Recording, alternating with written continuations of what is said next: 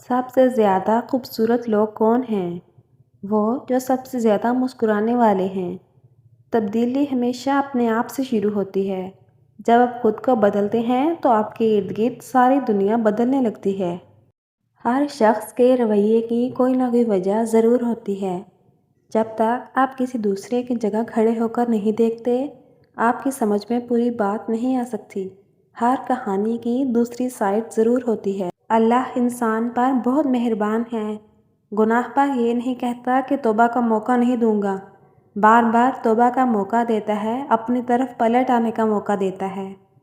رسول اللہ صلی اللہ علیہ وآلہ وسلم نے فرمایا، اللہ تعالیٰ فرماتا ہے، میرا بندہ میرے بارے میں جو گمان کرتا ہے میں اس کو پورا کرنے کے لیے اس کے پاس ہوتا ہوں، اور جب وہ مجھے پکارتا ہے تو میں اس کے ساتھ ہوتا ہوں۔